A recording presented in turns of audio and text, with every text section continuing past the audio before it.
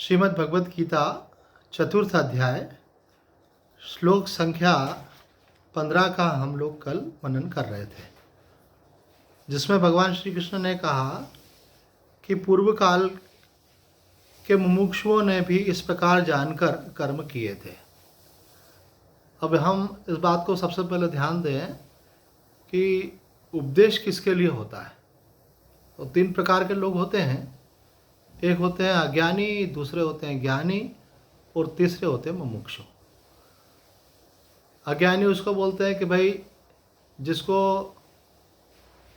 भगवत तत्व की जानकारी नहीं है और जानने की इच्छा भी नहीं है। आवाज बहुत हल्की आ रही है गुरुदेव। अच्छा, आवाज बहुत हल्की आ रही है। हल्की आ रही है, ठीक है। तो अज्ञानी के लिए कहा गया है कि अज्ञानी वो व्यक्ति है जिसको अभी उस तत्व का ज्ञान नहीं है और साथ ही तत्व को जानने के प्रति कोई जिज्ञासा भी नहीं है ऐसे। और ज्ञानी वो कहलाता है जिसने तत्व का साक्षात्कार कर लिया, अनुभव हो गया है, परमात्मा का अनुभव कर लिया। एक बीच की अवस्था है जिसमें तत्व को जानने की इच्छा तो है लेकिन जाना नहीं है अभी, उसको मुमुक्षु कहते हैं, उसी को साधक बोलते हैं। तो ये जो शास्त्र का जो उपदेश होता है वो मुमुक्षु के लिए है। जो संसारी व्यक्ति है, संसारी से अभिप्राय है जिसका लक्ष्य संसार है, धन है, मान है, भोग है, अनुकूलता है, जिसने उसी को लक्ष्य बना रखा है कि जीवन में ये मेरे लिए प्राप्तव्य है, उसके लिए शास्त्र काम के नहीं है। क्योंकि उसका लक्ष्य तो परमात्मा है ही नहीं, तो उसको क्या उपाय बताया जाए। और जिसने जान लिया उसको बताने की आवश्यकता नहीं है। तो ये साधन जितने भी होते हैं साधक के लिए होते हैं। उसको अपन साधक भी कह सकते हैं, भक्त भी कह सकते हैं, मुमुक्षु भी कह सकते हैं, जिज्ञासु भी कह सकते हैं। तो कल के श्लोक में हमने देखा कि भगवान श्री कृष्ण कह रहे हैं पूर्व काल के मुमुक्षुओं ने भी, मुमुक्षु शब्द का अर्थ है मोक्तुम इक्षु, जिसको संसार बंधन से मुक्त होने की इच्छा है। अब भाई बंधन क्या पहले मालूम होना चाहिए, तब उससे मुक्त होने की इच्छा होगी। तो सब मनुष्य का मन ही उसका सबसे बड़ा बंधन है। मनुष्य के मन में जो कामनाएं हैं, इच्छाएं हैं, अपेक्षाएं हैं, एक अपना सोच बना रखा है उसने, और उस सोच के जब विपरीत होता है तो वो सब दुख का कारण बन जाता है। तो उसने अपने आप को संसार की वस्तुओं से, संसार के व्यक्तियों से, संसार की परिस्थितियों से जोड़ करके एक ऐसा अंदर धारणा बना ली है कि इसमें जो जो मुझे प्रिय लग रहा है ऐसा होना चाहिए और जो अप्रिय लग रहा है वो नहीं होना चाहिए। और उसके मन के अनुसार नहीं होने से वो दुख का कारण बन जाता है। तो अब मनुष्य आता है मैं दुखों से मुक्त हूँ, तो दुखों का कारण कहाँ विद्यमान है? साधक के जीव के अंतःकरण में। किस रूप में विद्यमान है? मान्यता के रूप में। एक प्रकार की मान्यता बना ली है, ऐसा हो तो मैं सुखी होऊंगा। ऐसा नहीं कि नहीं होता है, मनुष्य चाहता है वैसा होता भी है, लेकिन होने के बाद फिर उसको लगता है अरे यह तो हो गया है पर अभी यह अगर और हो जाए तो मैं सुखी होऊंगा। तो आप अगर थोड़ा ध्यान से देखेंगे तो आपको दिखेगा जीवन में बंधन क्या है, कि निरंतर मनुष्य के मन में कुछ न कुछ क्रेविंग चलती रहती है। इस क्रेविंग से मुक्त होने का नाम मुक्ति है। ये क्रेविंग जो है इसी का नाम माइंड है, इसी का नाम मन है, इसी का नाम माया है। कल बहन ने एक अच्छा प्रश्न उठाया था कि आग्रह भी तो भगवान देता है। आग्रह की उत्पत्ति कैसे होती है विचार करें तो कोई इच्छा जब रिपीट होती है तो वो आग्रह बन जाती है ना। मैंने कोई इच्छा की, फिर की, तो धीरे धीरे उसका संस्कार दृढ़ हो गया, फिर वो आग्रह बन जाता है। अब अगला प्रश्न उत्पन्न होता है भाई इच्छा क्यों उत्पन्न हुई? तो हमारा शास्त्र कहता है कि आपने खाना खा लिया तो क्या खाना खाने की इच्छा होगी? क्या नहीं होगी। खाने की इच्छा कब होगी? जब आपने खाना नहीं खाया है, तो अभाव से इच्छा उत्पन्न होती है। ये तो संसार का छोटा सा दृष्टांत था। तो अभाव कैसे उत्पन्न होता है? तो कहते हैं अभाव अज्ञान के कारण उत्पन्न होता है, क्योंकि हम अपनी पूर्णता को नहीं जानते हैं। अगर हमको ये बोध हो जाए कि मैं स्वयं आनंद स्वरूप हूँ, मैं स्वयं सुख स्वरूप हूँ, तो क्या हमको सुख की लालसा रहेगी? क्या है ना। अगर हमको मालूम हो कि हमारे पास बहुत बड़ी भारी धन संपत्ति है, तो हमको क्या इच्छा होगी कि मुझे थोड़े से रुपए मिल जाए? नहीं। क्यों? क्योंकि हमको मालूम है पर्याप्त धन है। तो उसी प्रकार से साधक को जब ये दृढ़ हो जाता है कि मैं परम आनंद स्वरूप हूँ, मैं सुख स्वरूप हूँ, तो उसको संसार के सुख की लालसा नहीं रहती है। तो अभाव से इच्छा उत्पन्न होती है, और अभाव क्यों हुआ? अज्ञान के कारण। तो अगर हम चाहते हैं कि हमारे जीवन के जितने भी अभाव हैं वो दूर हों, अभाव दूर होंगे तो इच्छाएं दूर हो जाएंगी, इच्छाएं दूर हो जाएंगी तो जीवन में दुख दूर हो जाएगा, क्योंकि इच्छा पूरी नहीं होने से दुख होता है। तो कहते हैं कि उसका सबसे सारी समस्याओं की जड़ कहाँ है? तो सारी समस्याओं की जड़ है हमारा अज्ञान। इसलिए वेदांत दर्शन बोलता है कि मनुष्य के दुख का कारण जो है अज्ञान है, अज्ञान के कारण दुखी है। और भक्ति दर्शन कहता है मनुष्य के दुख का कारण है भगवत विमुखता।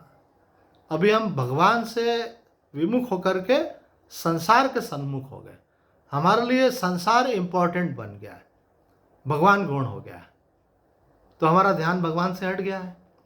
भगवान से हट गया तो हमको संसार की जो चीज़ें हैं, बेटा ये गेट खोल देना, तो संसार की जो चीज़ें हैं, अच्छा मेरे ख्याल से वाईफाई भी बंद हो गया होगा। नहीं, वाईफाई बंद नहीं हुआ है। नहीं हुआ? ठीक है, चलो बड़ी अच्छी बात भाई, वाईफाई बंद नहीं हुआ, चालू है। तो अब देखो, अब हम ये अब थोड़ा सा समझने की कोशिश कर रहे हैं कि सबसे पहले हमने प्रश्न उठाया मुमुक्षु किसे कहते हैं? जिससे मुक्त होने की इच्छा है। किससे मुक्त होने की इच्छा है? बोले समस्त दुखों से मुक्त होने की इच्छा है। अभी किस किस को है? बोले वास्तव में सबको है, लेकिन लोग समझते हैं कि हमारा दुख जो है हमारी चाही हुई अनुकूल परिस्थिति के प्राप्त होने पर दूर हो जाएगा। लेकिन जब साधक किसी संत के संपर्क में आता है, शास्त्र का अध्ययन करता है, तो उसको ये बात समझ में आती है, और ये बात व्यक्ति अगर सूक्ष्म बुद्धि से विचार करे तो अपने अनुभव से भी समझ में आती है कि अरे भाई, मैंने कई बार कई चीज़ों के लिए सोचा ये प्राप्त हो जाए तो मेरा दुख दूर हो जाएगा, लेकिन फिर भी नहीं हो सका। पीछे की ट्यूबलाइट बंद करके चल रही है? अच्छा ठीक है। तो लेकिन वो चीज़ें मुझे प्राप्त होने पर मेरा दुख तो दूर नहीं हुआ, नई नई समस्याएं उत्पन्न हो गई। आज मनुष्य के पास जो जहाँ पर भी है, क्या वो पूर्णत्व का अनुभव कर रहा है? क्या वो नहीं कर पा रहा है? क्या उसके पास कुछ नहीं है? क्या बहुत कुछ है, उसके बाद भी नहीं हो पा रहा है? तो उसको समझ में आता है कि असली कारण कुछ और है। असली कारण जो है वो शास्त्र हमको बतलाता है कि जब तक आपका अभाव नहीं मिटेगा, और अभाव कब मिटेगा? जब तक आपका अज्ञान नहीं मिटेगा, तब तक आप सुखी नहीं हो सकते हैं, क्योंकि आप पूर्ण हैं और संसार अपूर्ण है। भगवान गीता में कहते हैं एका अंशेन स्थितो जगत, मेरे एक अंश में जगत स्थित है। इसलिए जगत की कितनी उपलब्धियां हो जाएं हमको, लेकिन वो स्वरूप दृष्टि से विचार करें तो एक अंश मात्र की प्राप्ति है। तो अंश जो है पूर्ण को कैसे संतुष्ट कर सकता है? अब आपको चाहिए पूरा, और संसार है अधूरा। संसार मिलने से अधूरापन मिटता नहीं है, बल्कि श्री श्री मां आनंदमयी कहती है संसार का तो एक नाम ही है अभाव स्वरूप। तो संसार जितना मिलता है ना, अभाव उतना बढ़ता जाता है, और अधिक अभाव बढ़ता है। क्यों बढ़ता है? तो रामायण में कहा जिमि प्रति लाभ लोभ अधिकाय, उसकी और अधिक की अपेक्षा के कारण वो अभाव बढ़ जाता है। तो अब हम विचार कर रहे हैं, श्लोक पर लौट कर आते हैं। भक्ति पक्ष से हम विचार कर रहे थे कि भगवत विमुखता मनुष्य के दुख का कारण है। वास्तव में देखा जाए तो कल्प के आदि में सबसे पहले एक भगवान ही थे, और जब ये सृष्टि का विलय हो जाएगा तो कौन रहेगा? एक भगवान ही रहेंगे। और बीच में भगवान ने अपनी एक योग माया की लीला रची है, उसके कारण से इतना बड़ा ब्रह्मांड, इतना बड़ा संसार, इतना नाम रूपात्मक सृष्टि की रचना हो गई है। तो ये जो नाम रूपात्मक जगत है, ये एक्चुअली जो है, वास्तव में जो है, ये भगवान ही है। जैसे शक्कर से बने हुए सारे खिलौने शक्कर ही होते हैं, इसी प्रकार से भगवान से ये सारा जगत प्रकट हुआ है, ये इसलिए भगवत स्वरूप है। तो हम अभी जान नहीं पा रहे हैं, तो हम अगर भगवान के तत्व को जान लेंगे तो हमको सर्वत्र एक परम तत्व का आनंद का अनुभव होगा। लेकिन उनको नहीं जान पाने के कारण क्या होता है, उनकी माया से रचे हुए जो नाम रूप है, इसमें हमारा राग द्वेष हो जाता है, इसमें अनुकूलता प्रतिकूलता की भावना हो जाती है, ये हमारे बंधन का कारण हो जाता है। तो हम भगवान से विमुख होकर के संसार के सम्मुख हो गए। पर बड़े मजे की बात यह है कि जिस संसार के सम्मुख हुए हैं वो संसार वास्तव में और कुछ नहीं है, भगवान ही है। पर इस तत्व तक, अनुभूति तक पहुंचने की बात है। जब तक हम इस अनुभूति तक नहीं पहुंच पा रहे हैं तब तक हमको प्रयत्न करना पड़ेगा। इसलिए कहते हैं कि भगवत प्राप्ति और आत्म साक्षात्कार कोई नई उपलब्धि नहीं है, भगवान सदा से ही उपलब्ध है। बताओ भगवान कहाँ से आएंगे? भगवान कहीं पर नहीं हो और कहीं पर हो तो वहाँ से यहाँ आ सकते हैं, है ना। जैसे अभी आप मेरा सत्संग सुन रहे हैं तो आप अपने घर पर थे और अभी सत्संग सुनने के लिए यहाँ आ गए, तो यहाँ नहीं थे तो आ गए। लेकिन जो सब जगह सदा ही है वो कैसे आएगा? तो बोले फिर हमको साक्षात्कार होने की बात है, तो बोले वो सदा साक्षात है, अर्थात उसका अभाव हुआ ही नहीं है वो तो। लेकिन हमारे अज्ञान के आवरण के कारण उसका अनुभव नहीं कर सक रहे। यही बात वेदांत दर्शन में भी कही जाती है और यही बात भक्ति के मर्म को समझाते हुए स्वामी जी कई बार समझाते हैं कि भगवान को पाना नहीं है, वो नित्य प्राप्त है, अज्ञान का त्याग करना है। हमने जो मान रखा है ना कि ये संसार है, ये संसार नहीं, भगवान ही है। हमने पहले भी चर्चा की थी, महान संत जयदयाल गोयनका जी ने कहा कि मेरे सब शास्त्र का अध्ययन और जीवन भर के साधन का जो सार है वो ये है, सबसे सरल उपाय, भगवत प्राप्ति का सबसे सरल उपाय क्या है कि सब भगवान है। ऐसा आपका निश्चय दृढ़ हो जाए, सब भगवान है, क्योंकि है तो सही। अब कुछ लोग बोलते हैं भाई ऐसा निश्चय कर लेने से क्या होगा, अनुभव होना चाहिए। तो स्वामी जी कहते हैं ये संसार झूठा है, मिटने वाला है। इसका आपको अनुभव हो रहा है कि नहीं? बोला हो रहा है, क्योंकि आपने इसको सच मान लिया है। तो झूठे संसार को आपने सच मान लिया है तो उसका आपको अनुभव हो रहा है। तो सच्चा परमात्मा जो है उसको अगर आप मान लेंगे तो उसका अनुभव क्यों नहीं होगा? तो बोले मानने को लोग साधारण बात समझते हैं। कल भी हम ये वाणी पढ़ रहे थे, मानने को साधारण बात समझते हैं। साधारण बात नहीं है, बहुत बड़ी बात है। आप अपने जीवन में बहुत सारी चीज़ों को देख सकते हो। देखो कोई भी नहीं जानता कि मेरे पिता कौन है, माता जानती केवल, लेकिन माँ परिचय कराती पिता से बचपन में, बेटा देखो पापा है, पापा है। एक बार भी शंका नहीं होती, हम जीवन भर पापा मानते हैं। मानने से हमको वैसा अनुभव भी होने लग जाता है। तो कहते हैं इसी प्रकार से अज्ञान के कारण हमने मान रखा है कि मैं शरीर हूँ, तो हमको क्या अनुभव हो रहा है? मैं शरीर हूँ।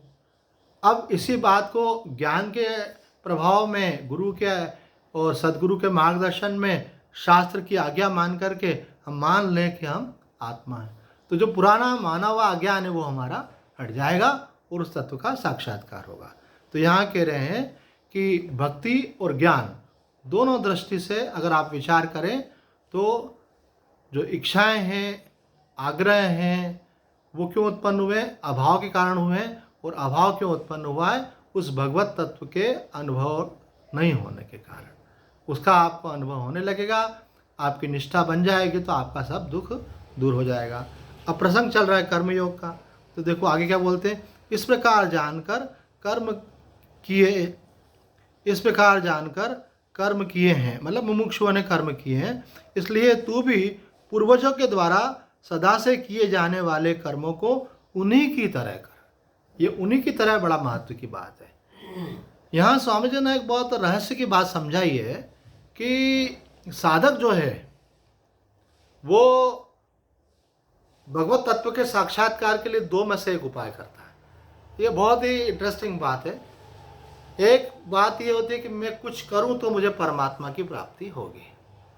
तो स्वामी जी कहते हैं जो करने की भावना है वो कर्तापन है, वही अहंकार है। और जब तक अहंकार रहेगा किसी साधन में, परमात्मा का साक्षात्कार नहीं हो सकेगा। देखो आप कैसा ट्विस्ट है, विशेष सर्कल, कि आपको प्राप्त करना है परमात्मा को, आपको अनुभव करना है परमात्मा को। वो परमात्मा को प्राप्त करने के लिए आप क्या करेंगे? बोले कुछ साधन करेंगे, है ना। आप सभी के मन में ये विचार होगा हम भाई जप करेंगे, तप करेंगे, ध्यान करेंगे, सेवा करेंगे, सुमिरन करेंगे तो हमको साक्षात्कार होगा, भगवत प्राप्ति होगी, भगवान का अनुभव होगा। तो स्वामी जी कह रहे हैं कि इसके मूल में जो ये भावना है कि मैं करके परमात्मा की प्राप्ति करूँगा। ये जो करने का भाव है, ये जो कर्तापन है, यही अहंकार है, और ये आपको परमात्मा की प्राप्ति होने नहीं देगा। अरे भाई अब देखो, उपाय करने पर परमात्मा की प्राप्ति होगी नहीं, क्योंकि उपाय करने वाला कर्ता वहाँ विद्यमान है। उपाय नहीं करने से तो मिल नहीं रहा है। तो बोले इसका मतलब फिर कुछ नहीं करने से परमात्मा मिलेगा। ऐसा भी कहते हैं महात्मा कि करने से संसार मिलता है, नहीं करने से परमात्मा मिलता है। तो फिर अपन दूसरे पार्ट पे चले जाओ भैया। ध्यान समाधि का मतलब होता है कि कुछ नहीं करना। कुछ लोग ध्यान भी समझते हैं करने वाली चीज़ है। ध्यान का मतलब होता है, कोई मुझे पूछा था, स्वामी जी अस्वस्थता में तो ध्यान नहीं होता होगा। मैंने कहा अस्वस्थता में जब संसार में किसी चीज़ का ध्यान नहीं रहता है तो अपना ही तो ध्यान रहेगा, और किसका ध्यान रहेगा। जब आप कोई संकल्प नहीं करेंगे, कोई विचार नहीं करेंगे तो कौन रहेगा। एक चेतन तत्व ही तो रहेगा वहाँ पे, अपना आपा ही तो रहेगा। आप निशब्द हो जाएंगे, निराकार हो जाएंगे तो कौन रहेगा, वो परमात्मा तत्व ही रहेगा। तो कुछ लोग कहते हैं कि भाई कुछ नहीं करने से परमात्मा की प्राप्ति होगी।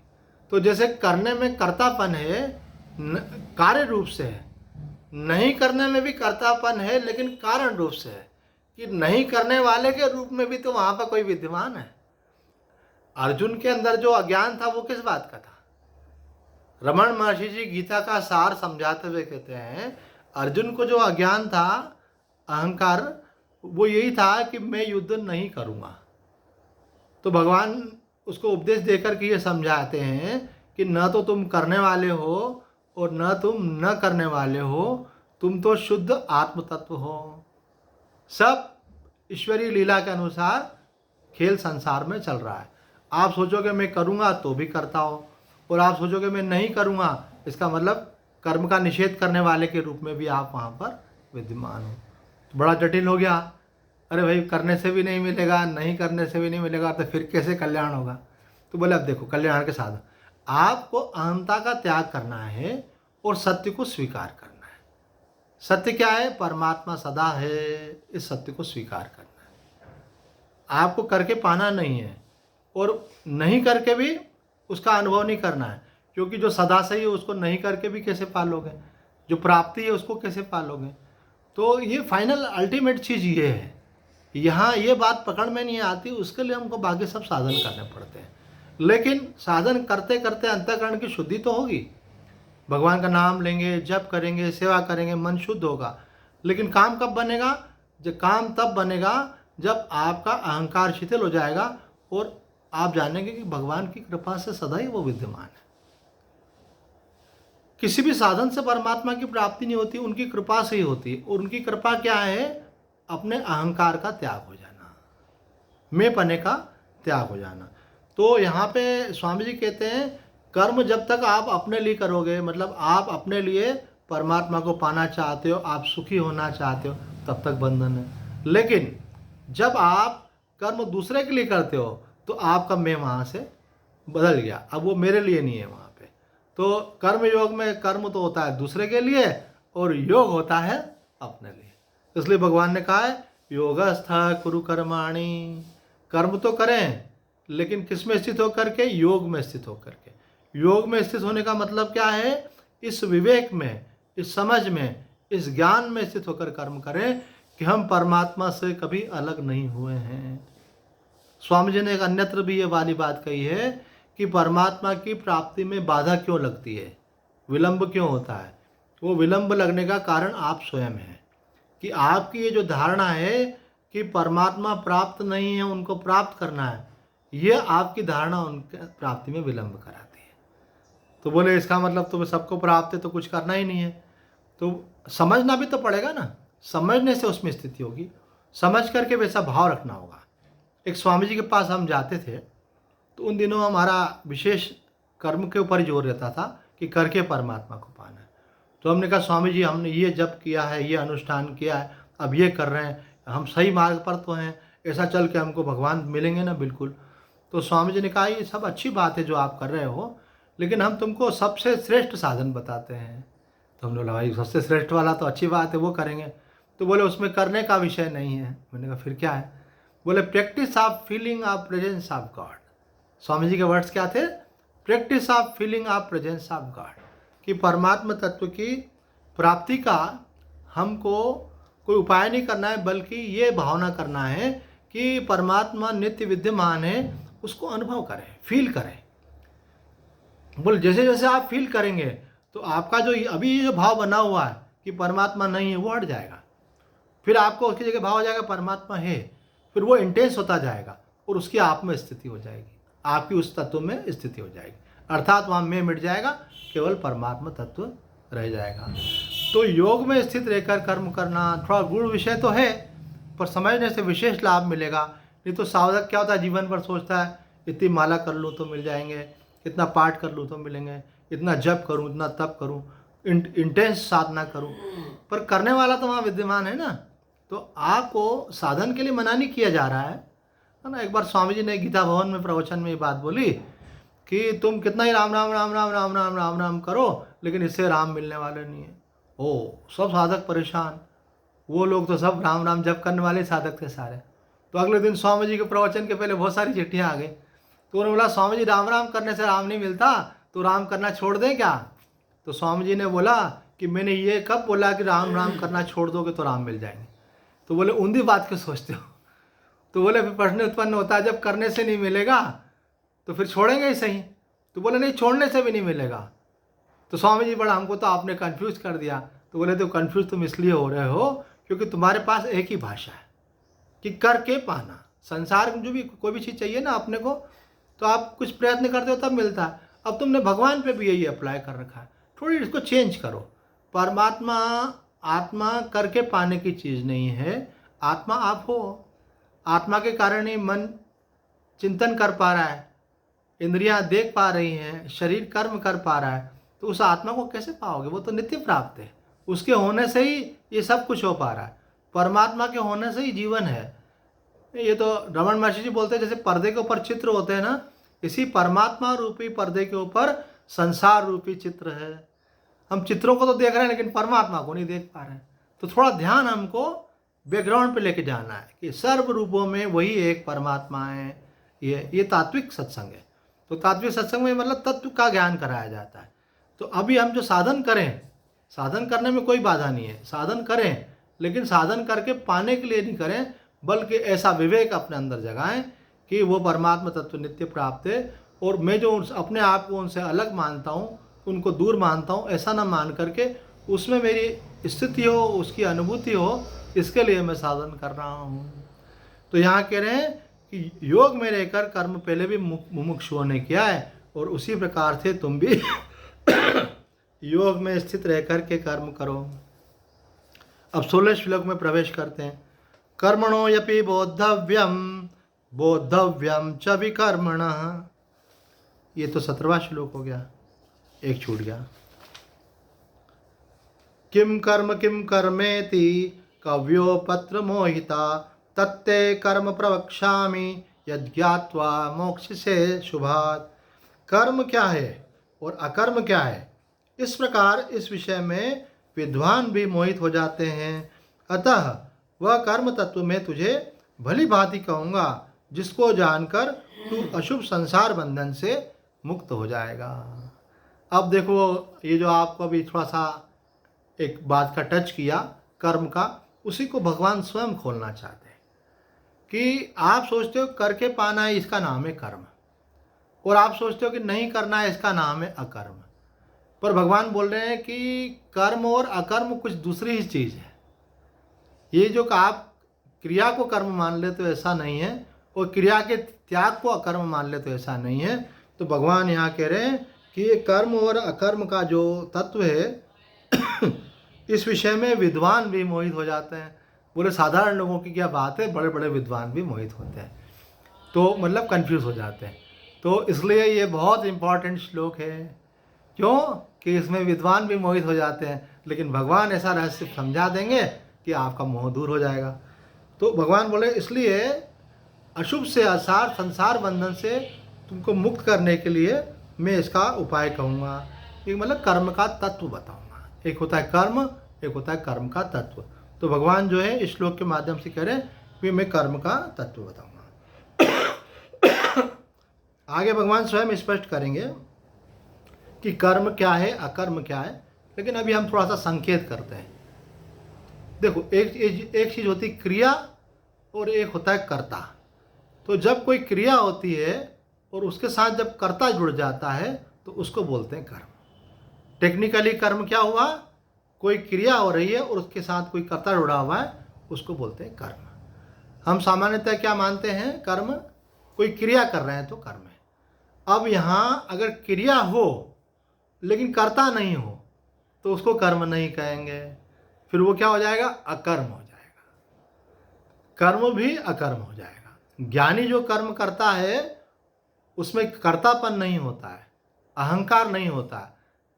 क्रिया तो होती है, वहाँ पे हम देखते हैं भाई ज्ञानी महात्मा है, ये ज्ञान का उपदेश कर रहे हैं, ये लोक कल्याण के कार्य कर रहे हैं, तो हमको लगता है ये कितने कर्म में लगे हुए। वो कर्म में नहीं लगे हुए हैं, वो क्रिया हो रही है वहाँ पे कर्ता विद्यमान नहीं है। तो बोले फिर कौन कर रहा है? बोले सदा से ही सब भगवान के द्वारा ही हो रहा है। अहंकार के कारण मनुष्य को लगता है कि मैं कर रहा हूँ। तो जब क्रिया होती रहे और कर्तापन हट जाए तो कर्म अकर्म हो जाता है। साधारण लोग अकर्म किसको मानते हैं? साधारण लोग अकर्म इसको मानते हैं कि आप कोई क्रिया नहीं कर रहे हो। बोले अकर्मण्य होकर बैठे हुए हैं, कुछ भी नहीं करते हैं। किसी के लिए भी बोलता है व्यक्ति, घर वाले के लिए बोल सकता है, परिवार में किसी के लिए, कि ये तो कुछ भी नहीं करते हैं। तो नहीं करना रूप कर्म तो हो रहा है ना, आलस रूप कर्म तो हो रहा है, निद्रा रूप कर्म तो हो रहा है, प्रमाद रूप कर्म तो हो रहा है। तो बोले कार्य को छोड़ देने का नाम अकर्म नहीं है। फिर अकर्म क्या है वो पहले बता चुके हैं आपको। तो क्रिया आपकी छूट जाए अथवा होती रहे उससे मतलब नहीं है। मुख्य बात है कर्तापन छूट जाए, अहंकार छूट जाए, मैंपना छूट जाए। फिर मैंपना छूट जाए तो आप चाहे समाधि में स्थित रहें अथवा लोक कल्याण के कर्म में स्थित रहें, चाहे कर्तव्य कर्म में स्थित रहें। तो कर्म जीव को बांधता है। कर्म ना बद्धते जंतु। जो संसार में जीव बंधा हुआ है कर्म से बंधा हुआ है। तो कर्म को त्याग करने के लिए क्या करना पड़ेगा? अहंकार का त्याग करना पड़ेगा। क्रिया का त्याग करने से काम नहीं चलेगा। लेकिन आरंभ में व्यक्ति क्रिया का त्याग करता है, तो तब ये क्रिया त्याग दूं, इसके कारण बंधन है, तो दूसरी क्रिया करता है। तो अभी बताया गया कि आप कितना ही जप करें, कितना ही तप करें, लेकिन अगर उसके अंदर करने का अभिमान अगर है तो कल्याण नहीं होगा। तो बोले क्या कुछ भी फर्क नहीं है? बोले हाँ फर्क है। एक मोटा फर्क ये है कि पहले आप संसार के किसी सुख की लालसा से संसार का कर्म कर रहे थे, और अब जो आप कर्म कर रहे हैं कल्याण की इच्छा से कर रहे हैं, भगवत प्राप्ति की लालसा से कर रहे हैं। तो निश्चित ही इसके द्वारा अंतःकरण शुद्ध होगा, क्योंकि आपका लक्ष्य क्या है? परमात्मा प्राप्ति। लेकिन भूल क्या है? भूल ये है कि उसमें कर्तापन बना हुआ है। तो वो भूल धीरे धीरे भगवान की कृपा से जब ये ज्ञान की बात समझ में आती है, कर्म का रहस्य समझ में आता है, तो वो भूल हमारी दूर होती है। तो भगवान ने तो आगे चलकर एक बहुत बढ़िया श्लोक भी बोला। हम अपने बच्चों को बोलते अभी हमारा बच्चा होशियार हो गया है, हमारी बिटिया होशियार हो गई। तो बोले होशियार होने का मतलब क्या है? तो बोले ये सब अपना काम खुद कर सकते हैं और दूसरों को बुद्धू बना सकते हैं, खुद बुद्धू नहीं बनते। बोले होशियार हो गए। भगवान बोल रहे हैं कि कर्म में होशियार कौन कहलाता है? बोले जो कर्म में अकर्म को देखता है और अकर्म में कर्म को देखता है, वो व्यक्ति होशियार। ये इतना रहस्य वाली बातें हैं, और अभी भगवान खुद खोलेंगे आगे श्लोकों में। कर्म में अकर्म को देखने का मतलब क्या है?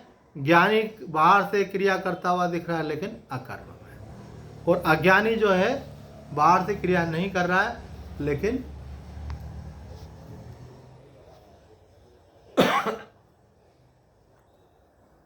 आवाज आ रही है आपको? तो कर्म में अकर्म को देखना मतलब क्या है? कि ज्ञानी बाहर से सब कुछ करता हुआ दिखता है लेकिन अभिमान से रहित है, इसलिए कर्म में अकर्म है वहाँ पर। और अज्ञानी व्यक्ति जो है सब कुछ छोड़ करके बैठ गया है लेकिन अभिमान वहाँ पर विद्यमान है, इसलिए उसके अकर्म में कर्म विद्यमान है। तो भगवान बोलते सब बुद्धिमान मनुष्येषु। मनुष्यों में बुद्धिमान कौन है? जो कर्म में अकर्म और अकर्म में कर्म को देख लेता है। तो बुद्धिमानी क्यों हो गई? क्योंकि ऐसा जानने से ही वो कर्तापन से रहित होकर के क्रिया का संपादन करके उस तत्व में स्थित होगा। तो आज इतना ही कहकर अपनी वाणी को विराम देते हैं। ओम पूर्णमद पूर्णमिदं पूर्णात् पूर्णमुदच्यते पूर्णस्य पूर्णमादाय पूर्णमेवावशिष्यते। ओम शांति शांति शांति। हरि ओम तत्सत्।